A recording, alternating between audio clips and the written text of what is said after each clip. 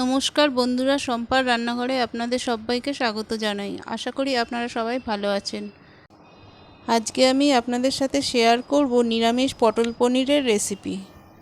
এটা ভাত, রুটি, লুচি, পরোটা, ফ্রায়েড রাইস, পোলোয়া সব কিছুর সাথে খেতেই অসাধারণ লাগে। নিরামিষ দিনে কিংবা পুজো পার্বণের দিনে আপনারা বাড়িতে এই রেসিপিটি বানিয়ে ফেলতে পারেন। খেতে কিন্তু অসাধারণ লাগে। তাহলে রেসিপিটা দেখে নিন, আশা করি আপনাদের খুব ভালো লাগবে।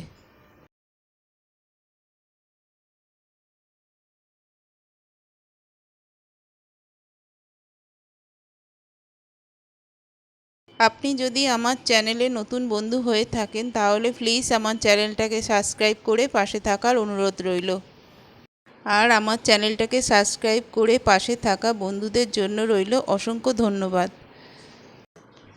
আসুন তাহলে এবার রেসিপিটা শুরু করি। পটল পনির করার জন্য এখানে আমি পটল আলু খোলা ছাড়িয়ে পিস করে কেটে নিয়েছি। আর এখানে 300 গ্রাম মতো পনির নিয়েছি। এবার ওভেনে একটা কড়া বসিয়ে সাদা তেল দেব। তেলটা গরম হলে আমি পনিরগুলোকে ভেজে নেব।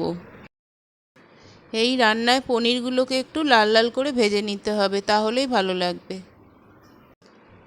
উল্টে পাল্টে ভালো করে চারিদিকটা লাল করে ভেজে নিতে হবে।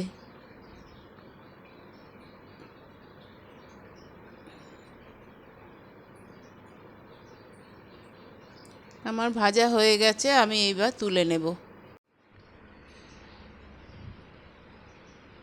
বাকি পনিরগুলোকে আমি একইভাবে লাল করে ভেজে নেব। চারিদিকটা আমার লাল করে ভাজা হয়ে গেছে। এইবার আমি তুলে নেব। এই তেলের মধ্যেই আমি আলু পটলটাকে ভেজে নেব।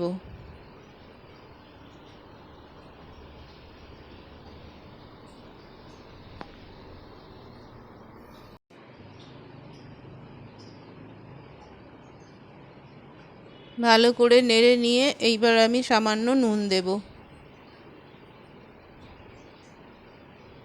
দিয়ে আমি ঢাকা দিয়ে 5 মিনিটের জন্য রেখে দেব। ঢাকনা খুলে পটল আলুটাকে আমি ভালো করে লাল করে ভেজে নেব।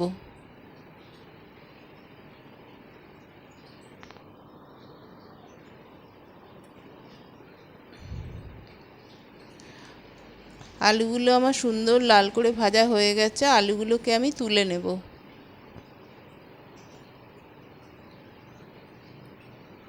পটলগুলোকে আরও ভালো করে একটু লাল করে ভেজে নেব।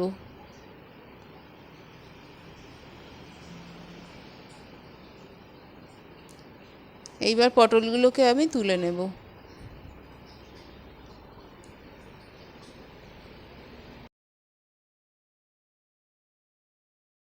এখানে আমার পনিরগুলো আর আলু পটলটা ভাজা হয়ে গেছে। এইবার আমি এর গ্রেভিটা করে নেব। তার জন্য আমি এখানে কিছুটা মাখানা নিয়েছি। মাখানাটা হালকা লাল করে আমি ভেজে নেব।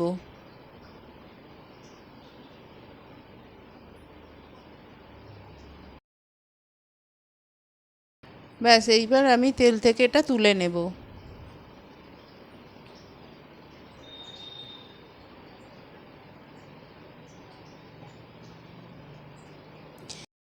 এইবার একটা মিক্সির জারের মধ্যে আমি আদা দেব, একটা মাঝারি সাইজের টমেটো দেব, আর মাখানাটা দিয়ে আমি একটা পেস্ট বানিয়ে নেব। দেখুন ঠিক এই রকম হবে। এইবার কড়াতে সাদা তেল গরম করে তার মধ্যে আমি গোটা গরম মশলা ফোড়ন দেব, আর একটু কসুরি মেথি ফোড়ন দেব, দিয়ে হালকা লাল করে নেব। ফোড়ন থেকে যখন গন্ধ বেরোবে তখন আমি ওই পেস্টটা দিয়ে দেব। দিয়ে মিক্সির জারটা ধুয়ে আমি সামান্য জল দেব। দিয়ে আমি এটাকে ভালো করে কষে নেব। যতক্ষণ না মশলা থেকে তেল ছাড়ছে ততক্ষণ আমি এটাকে ভালোভাবে কষে নেব। এইবার আমি এতে কিছু গুঁড়ো মশলা অ্যাড করব। হাফ চামচ লঙ্কার গুঁড়ো, অল্প একটু জিরের গুঁড়ো, আর সামান্য একটু হলুদ দেব।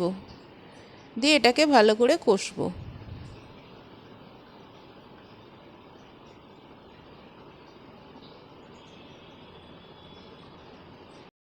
এইবার এর মধ্যে সামান্য লবণ দেব আর সামান্য একটু চিনি দেব। মশলাটা আমার ভালোভাবে কষা হয়ে গেছে, মশলা থেকে তেলও ছেড়ে দিয়েছে।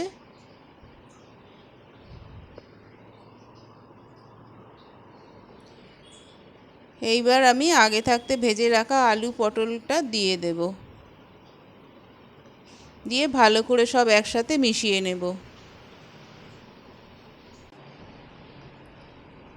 ভেজে রাখা পনিরগুলো আমি এইবার দিয়ে দেব, দিয়ে সব একসাথে ভালো করে মিশিয়ে নেব।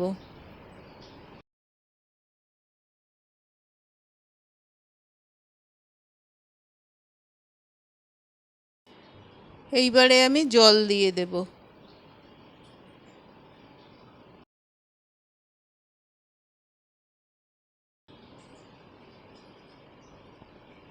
ভালোভাবে সব একসাথে মিশিয়ে নিয়ে ঢাকা দিয়ে আমি গ্যাসের আঁচটা মিডিয়ামে দিয়ে 10 মিনিট আমি এটাকে ফুটিয়ে নেব।